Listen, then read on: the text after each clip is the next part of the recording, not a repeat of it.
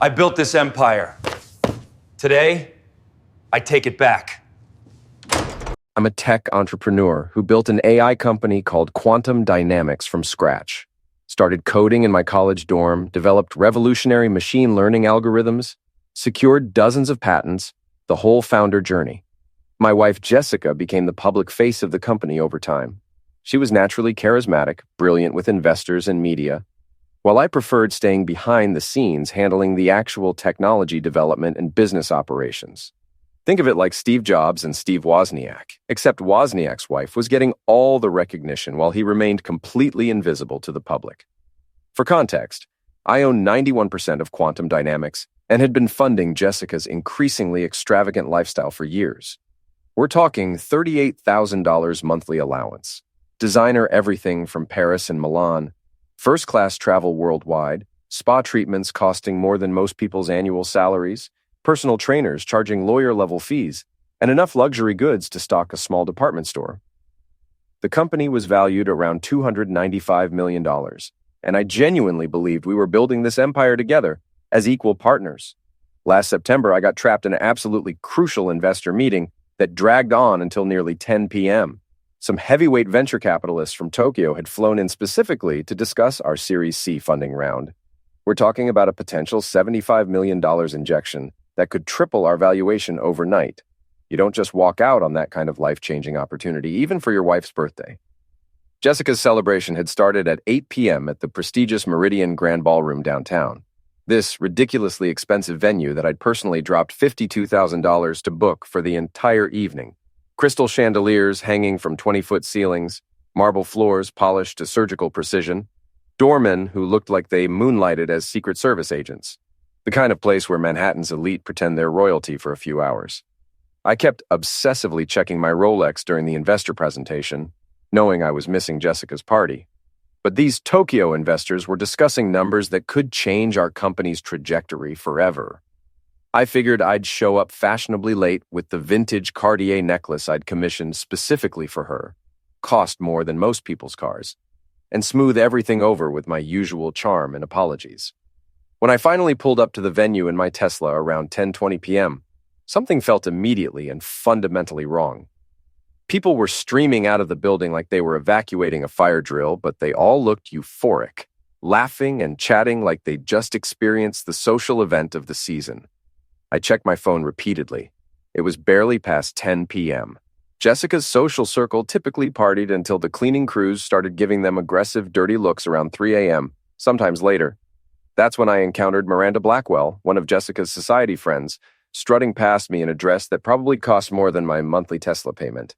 She had this particular smirk that wealthy women perfect at exclusive Swiss boarding schools, the kind that says, "I know something devastating that you don't, and I'm going to enjoy watching you discover it." Well, look who finally decided to grace us with his presence, she announced loudly enough for her entire entourage to hear, her voice dripping with weaponized fake sweetness.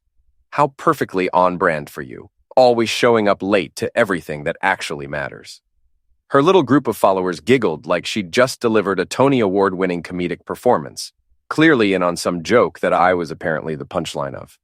My stomach dropped faster than our company's stock price during the March 2020 crash. I pushed through the revolving glass doors into the opulent lobby and immediately spotted Jessica, standing near the marble pillars.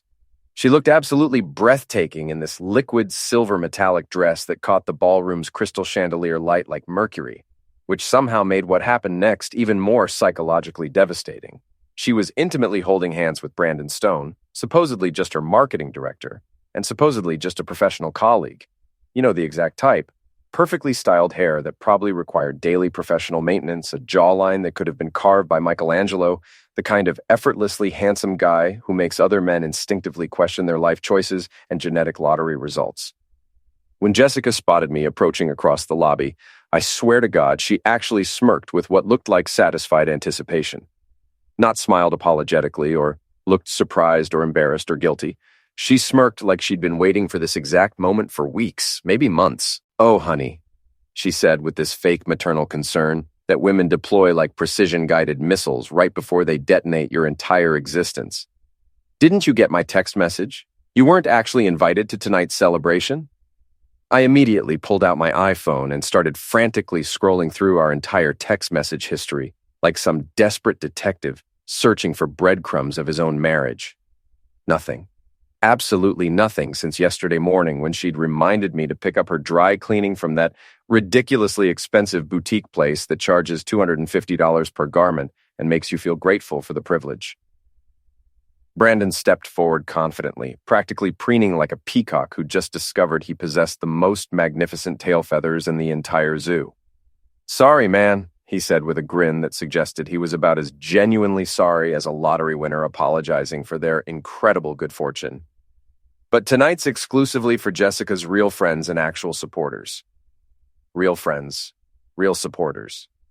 These were people I'd been networking with for years, buying drinks for at charity galas, sharing lucrative business opportunities with, facilitating introductions that had made them serious money. The Richardsons, whose construction company had landed a $2 million contract directly through connections I'd personally made. The Washingtons, who I'd personally recommended for membership at the exclusive Hillcrest Country Club, where they now spent every single weekend. Even that insufferably pretentious investment banker whose name I couldn't remember but whose summer house in the Hamptons was almost certainly financed by deals I'd thrown his direction over the years. Jessica adjusted her purse, a limited edition Hermes Birkin bag I'd bought her for our 7th anniversary, and took Brandon's muscular arm like they were posing for some twisted alternate universe engagement announcement photo. "Thanks for covering all the expenses, though," she added with casual indifference, like she was thanking me for holding an elevator door or picking up a dropped napkin. The floral arrangements were absolutely gorgeous, and that Dom Perignon champagne made everything feel so much more sophisticated and elegant. That's when the full, devastating magnitude of the situation crystallized in my mind like ice forming in my veins. This wasn't some spontaneous decision or moment of poor emotional judgment. This was meticulously orchestrated, carefully planned, deliberately executed psychological warfare. She had knowingly allowed me to finance the entire elaborate celebration: venue rental, gourmet catering, designer floral arrangements, premium bar service, live jazz ensemble, while fully intending to publicly humiliate me in front of literally everyone we knew socially and professionally. I was like some completely unwitting financial sponsor of my own social execution, a betrayed man bankrolling his own public emasculation. Brandon leaned in and whispered something in Jessica's ear that made her laugh with genuine, delighted closeness, the same authentic laugh she used to give me back when we were first building the company together in our tiny studio apartment, back when we were actually partners instead of whatever this toxic, parasitic arrangement had gradually devolved into over the years. They brushed past me like I was completely invisible, just another piece of expensive lobby furniture, like I was nobody special despite literally paying for everything they'd just enjoyed. The absolute worst part wasn't even the humiliation or the betrayal or the financial exploitation. The worst part was that I didn't say anything meaningful in response, didn't demand explanations, didn't ask why, didn't express what I really thought about their elaborate theatrical performance. I just stood there like a complete idiot, watching my wife of 8 years walk away with another man after spending my hard-earned money on a party I wasn't permitted to attend. The rational part of my brain was screaming at me to do something, say something, make some kind of scene that would at least preserve a microscopic shred of my dignity. Instead, I turned on my heel and walked away with as much composure as I could manage, because sometimes the most powerful thing you can do is refuse to give people the reaction they're desperately expecting and probably hoping for. I drove home through the neon-lit Manhattan streets, feeling something cold and calculating brewing in my chest that wasn't quite anger and wasn't quite sadness. Something that reminded me exactly why I'd been so ruthlessly effective at building a multi-million-dollar company from absolutely nothing in the first place. My penthouse apartment felt like a crime scene when I walked in just after midnight. I went directly to my home office, unlocked the biometric security drawer in my custom Italian desk, and pulled out a thick black leather portfolio labeled Corporate Assets and Financial Documentation. I'd been obsessively maintaining this comprehensive file for years, updating it quarterly like some paranoid accountant preparing for corporate warfare. And suddenly, I was incredibly grateful for my meticulous attention to financial detail. I spread the contents across my mahogany desk like I was dealing cards for the world's most expensive and consequential poker game. Corporate structure documents definitively showing I owned 91% of quantum dynamics, original patent filings proving I had personally created all the core artificial intelligence technology, financial records meticulously documenting every single transfer I'd made to Jessica's personal accounts over the past 4 years. We're talking about $183,000 per month in living expenses that somehow included weekly spa treatments, costing more than most attorneys' hourly rates, a personal trainer who charged more than most consultants, and enough designer clothing to stock an entire Nordstrom department. Then there were the travel receipts that read like a diary of financial excess. First-class flights to Paris, Milan, Tokyo, always booked for 2 people. Hotel suites at 4 Seasons and Ritz-Carlton properties that cost more per night than most people's monthly rent. Private jet rentals for weekend getaways that Jessica insisted were absolutely essential for networking and business development. I'd been bankrolling her lifestyle like some kind of financial sugar daddy, while she apparently planned to completely erase me from both our shared business and our marriage. But the real masterpiece was tonight's humiliation party invoices. Every single expense meticulously documented and categorized because that's exactly how you run a successful business, and apparently how you run a marriage when your spouse treats both like their personal unlimited treasury.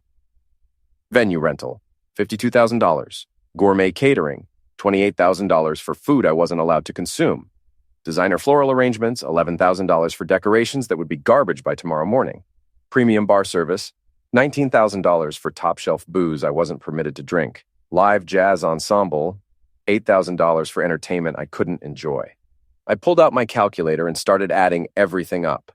$118,000, nearly $120,000 for the privilege of being publicly dumped and humiliated by my own wife in front of half of Manhattan's social and business elite. I opened my laptop and began navigating through our company's corporate banking systems with the focused determination of a surgeon performing a life-saving operation. This was where the serious money lived and breathed. Operational funds, investor capital, payroll accounts, development budgets.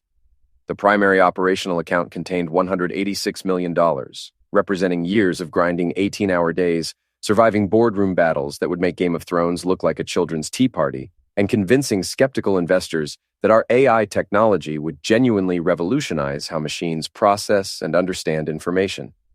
First strategic target, Jessica's upcoming romantic getaway to Bora Bora.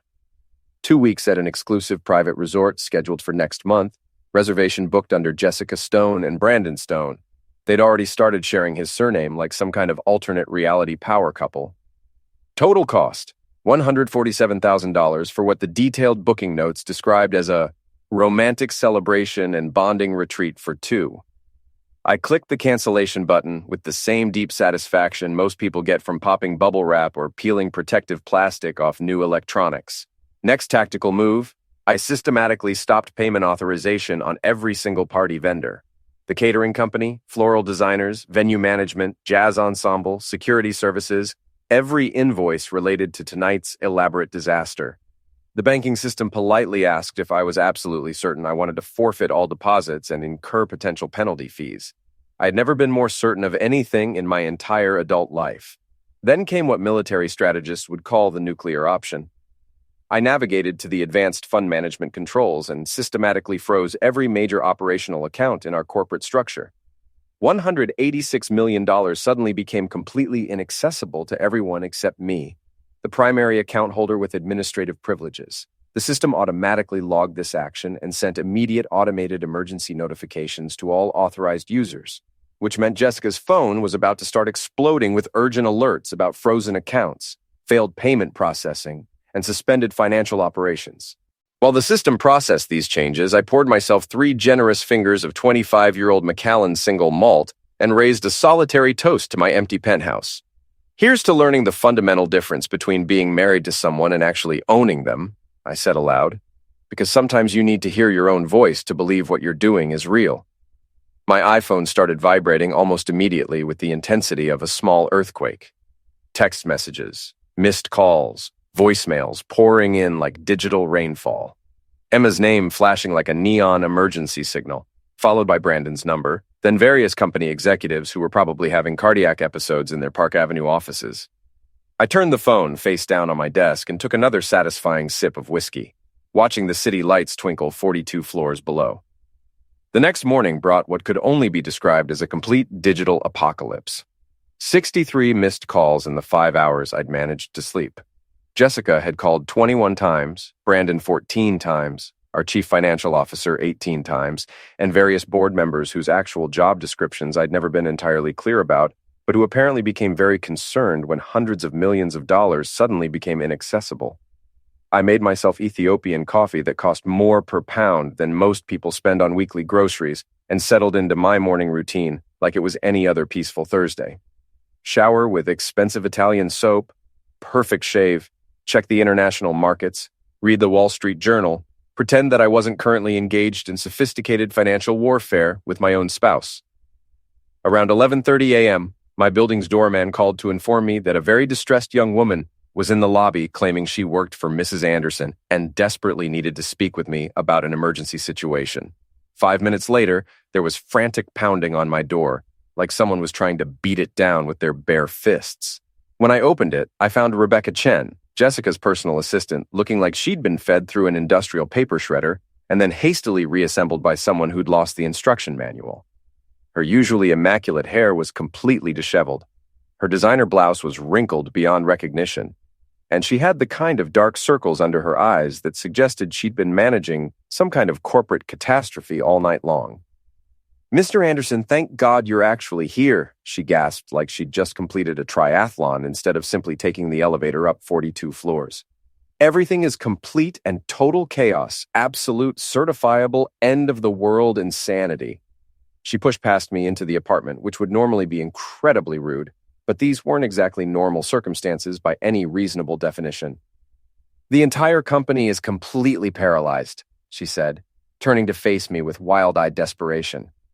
"Payroll processing is frozen solid. The major investor presentation got canceled because we can't access any project budgets, and half the department heads are threatening to quit because their operational funds are completely locked down." I poured myself another cup of coffee, taking my deliberate time with the cream and sugar while she watched with growing anxiety. "Sounds like a management problem to me, Rebecca." "The corporate credit card got declined at Starbucks," she continued like this was somehow the most tragic and embarrassing element of the entire situation. "Jessica sent me to get coffee for the emergency board meeting, and her Platinum American Express got declined buying a $15 order. The barista looked at me like I was some kind of financial deadbeat trying to scam free beverages. Now that was a mental image I could genuinely savor, like fine wine. Jessica, who routinely spent $38,000 monthly like it was colorful Monopoly money, getting her premium credit card declined over ridiculously overpriced coffee. "And the Bora Bora trip," Rebecca went on, apparently not finished cataloging the complete disasters. "The luxury travel agent called this morning, saying the entire reservation was canceled, and they're keeping the 50% deposit. Jessica literally screamed so loud, I thought the office windows were going to shatter into a million pieces." I settled into my favorite leather chair, overlooking Central Park, where joggers and dog walkers were enjoying a perfectly normal Thursday morning.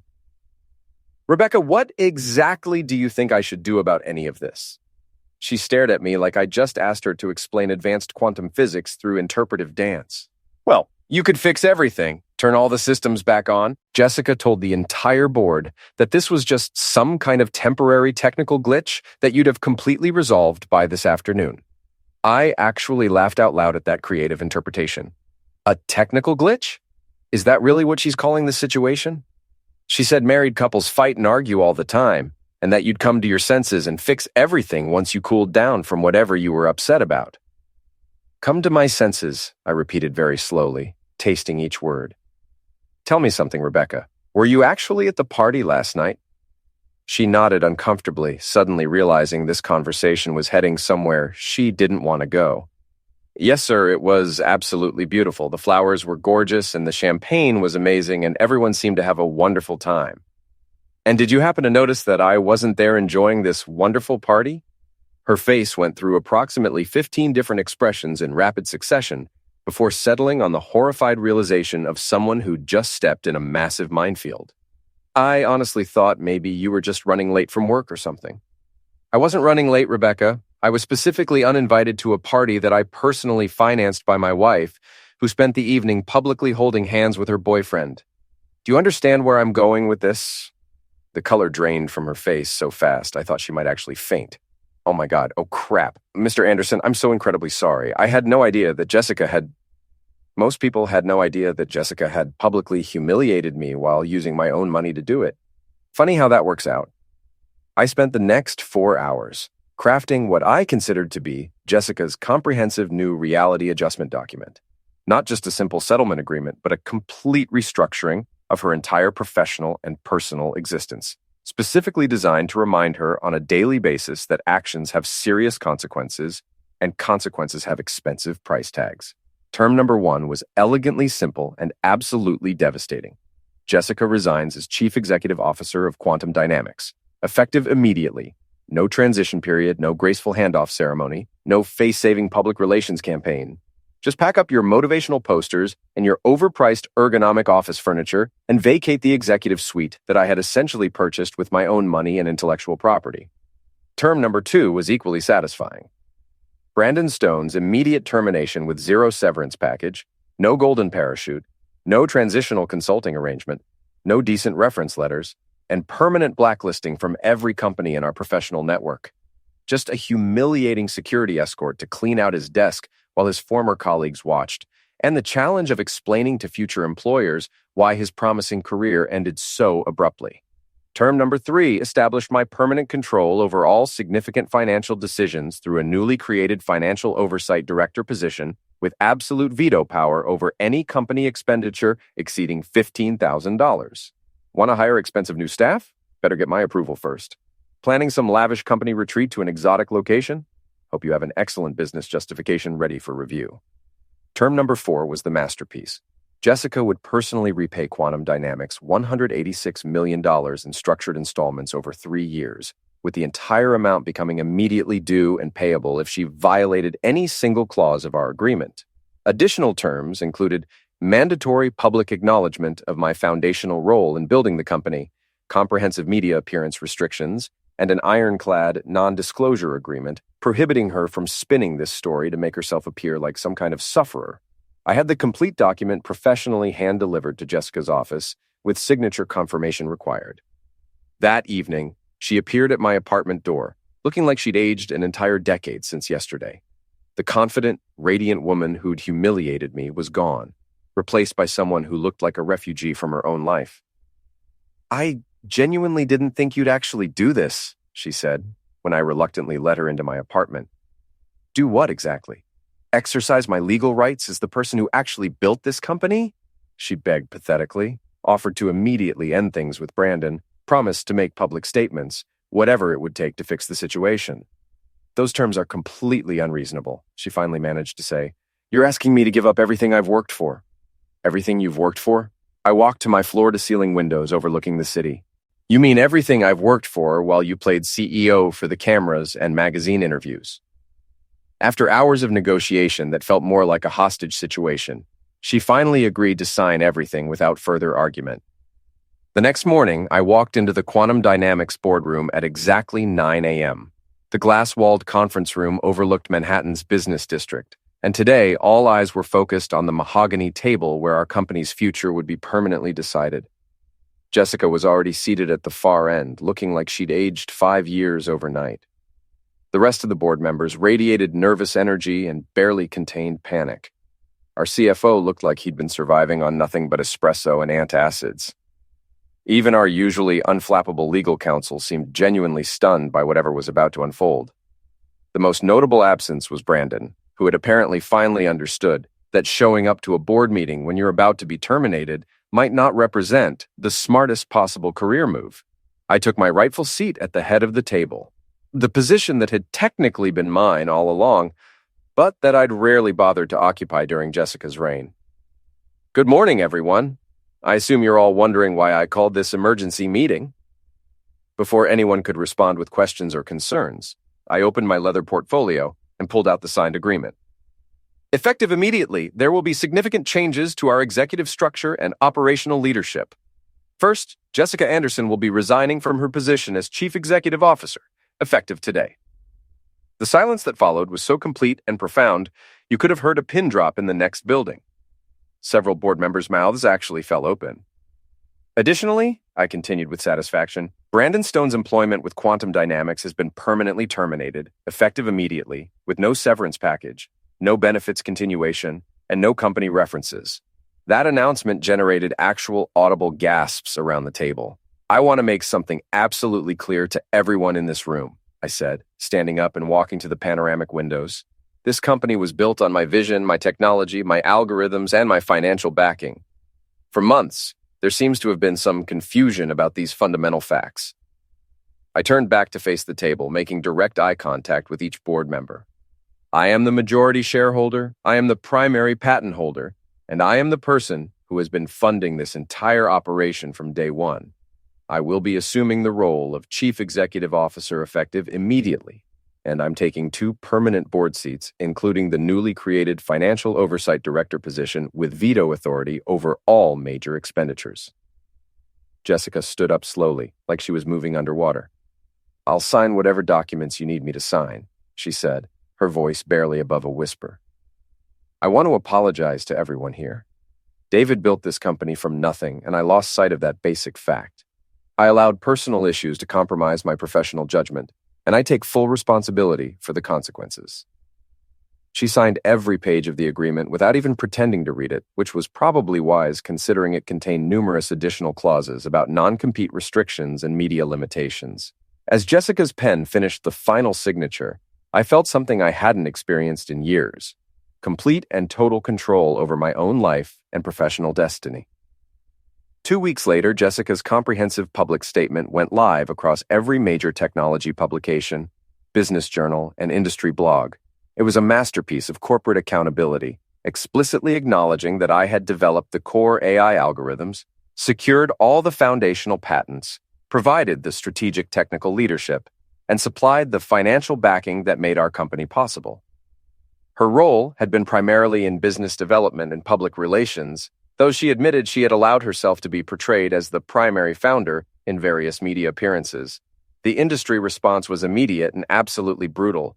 Within hours, analytical think pieces were appearing about the hidden technical founders behind high-profile companies, and Jessica's name was being used as a primary cautionary tale about the fundamental difference between being a CEO and actually understanding the technology your company produces. Brandon got escorted out by corporate security during the lunch hour, with the entire marketing department watching through the glass conference room as he packed his personal belongings into a standard cardboard box. I made sure to review the security footage later. It was exactly as satisfying as I'd imagined. The divorce proceedings were finalized 8 months later.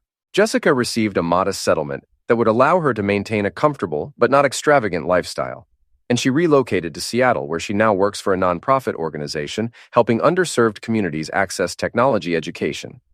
She sent me a handwritten letter recently acknowledging that she finally understood the difference between being famous and being genuinely worthwhile. I kept the company, all the patents, the real estate investments, and most importantly, my professional dignity and personal self-respect. I moved to a smaller but sunlit apartment overlooking Central Park, started mentoring young entrepreneurs with revolutionary ideas, and began teaching graduate seminars at Columbia University. No personal assistants, no lifestyle consultants, no carefully curated social media presence. Just space to think, create, and remember what it felt like to make decisions based on what I actually wanted, instead of maintaining some exhausting public facade. I'm now working with brilliant startups like NeoVision Labs, where I recently invested $22 million in groundbreaking adaptive artificial intelligence technology. It's the kind of meaningful work that reminds me why I originally fell in love with technology. Not for money or status symbols, but for the pure intellectual joy of solving problems that nobody else could solve. Sometimes the most effective revenge isn't destroying your enemies through dramatic confrontation. It's building something significantly better while they're still trying to figure out what went wrong in their own lives. Jessica wanted to erase me from our company's origin story and treat me like disposable support staff, but in the end, I got to write my own story entirely, and that feels like the most satisfying victory imaginable.